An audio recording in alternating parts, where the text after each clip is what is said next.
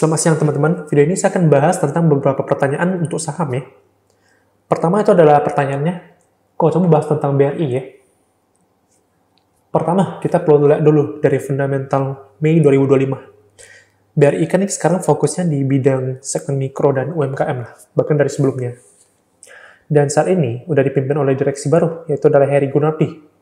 Jadi para jajaran direksinya itu dirombak, diganti manajemen baru. Untuk apa? Untuk memperkuat tata kelola perusahaan mereka. Dan kita sekarang akan bahas kinerja keuangannya. Yang perlu kamu tahu adalah, sekarang setelah diambil alih oleh Pak Hery ini, pertumbuhan aset dan juga kreditnya itu sebesar 5% secara tahunannya. Dan meski labanya itu mungkin ada turun sedikit di kuartal 1 ini, BRI ini juga mempertahankan net interest margin-nya itu di hampir angka 8%. Dan kita kalau mau investasi apapun, terutama saham ini, kita harus mengetahui nilai valuasi perusahaannya ataupun nilai wajarnya. Dan kalau untuk BRI ini, nilai wajarnya itu kalau menggunakan metode yang kuhitung, DCF, itu sebanyak 5.400 nilainya.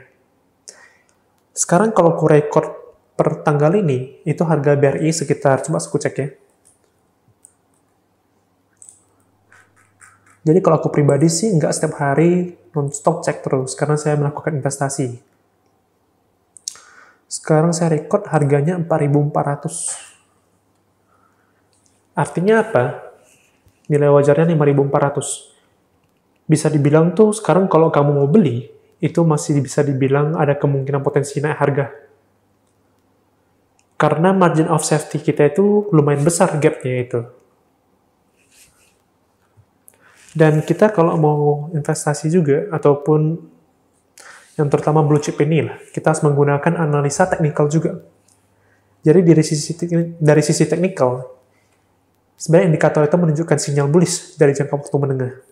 Jadi moving average-nya itu mengindikasikan ada tren naik, dan didukung dari RSI yang positif juga. Dan aku rasa ini dari jangka waktu menengah mungkin setahun, bahkan panjang hingga 2 tahun. Harga BRI ini seharusnya bisa menyentuh nilai wajarnya, 5.400. Dan kita harus tahu dulu, dari sisi makroekonomi juga, kondisi ekonomi Indonesia kan saat ini sedang dalam fase pemulihan ya. Jadi suku bunga Bank Indonesia itu telah turun ke 5,75%. Itu menandakan satu hal yang positif bagi sektor keuangan. Jadi kamu pertanyaannya nih, satu lagi nih.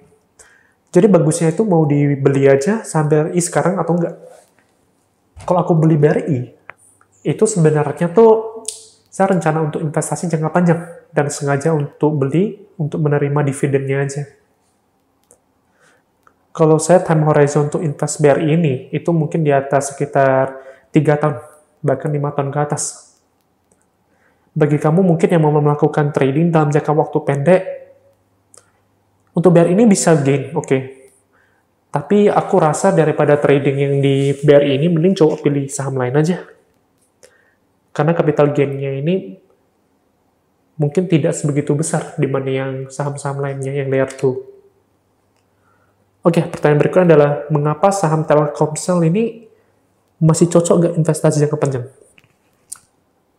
Saham Telkom,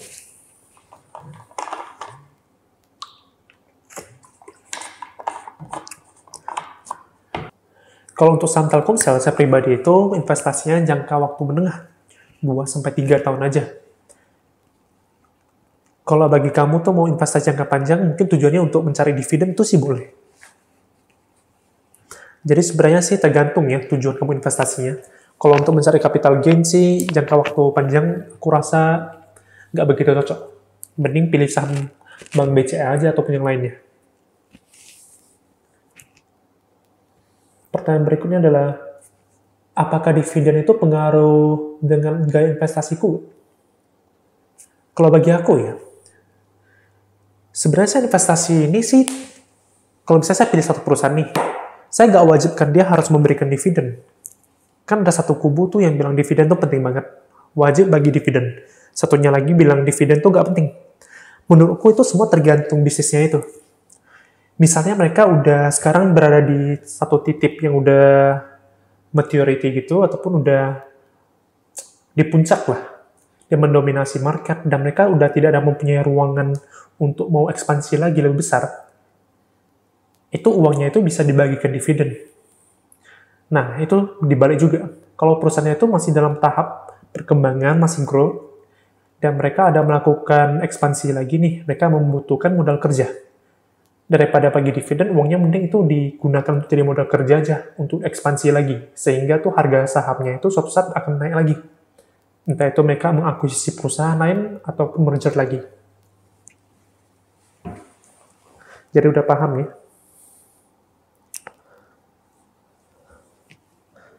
Ini ada pertanyaan lagi. Saham blue chip apa nih yang paling stabil di Indonesia? Saham blue chip yang paling stabil? Kalau kamu nggak mau pusing, investasi di BCA aja. Itu tata kelola perusahaannya mantap, manajemennya solid, bagus, track record-nya itu bagus banget, dan di bagian sektor keuangan itu merupakan sektor yang sangat prospek untuk masa depan Indonesia. Jadi kalau nggak mau pusing sih, langsung investasi di BCA aja. Tapi ingat, selama itu perusahaannya bagus aja ya, karena bisa aja nih, satu perusahaan itu bisa dibilang tuh akan ada perubahan jajaran direksi. Bisa diganti manajemen, entah direksinya itu ada yang nakal. Itu bisa aja, dari perusahaan yang baik, bisa terbalik langsung menjadi perusahaan yang buruk. Sehingga harga sahamnya bisa menurun juga. Berapa persen ideal alokasi portofolio nih? Entah itu dari saham, obligasi, dan uang tunai. Oke, menurutku ya, untuk ideal persentase, jawabanku satu. Kamu investasi itu sebenarnya investasi berdasarkan pengetahuan kamu. Kalau kamu misalnya mengerti banget di bidang kripto dibanding instrumen apapun, aku sarankan kamu 80% dari portofolio aset kamu itu di kripto aja, nggak usah sentuh yang lain. Nah, sebaliknya nih, kalau kamu ngerti tentang saham, ya 80% aset kamu itu di saham aja lebih bagus. Kalau kamu ngerti tentang properti, ya kamu gak usah investasi saham ataupun yang lainnya. Fokus aja di properti. Jadi semuanya tergantung edge kamu ya, kamu paham di mana.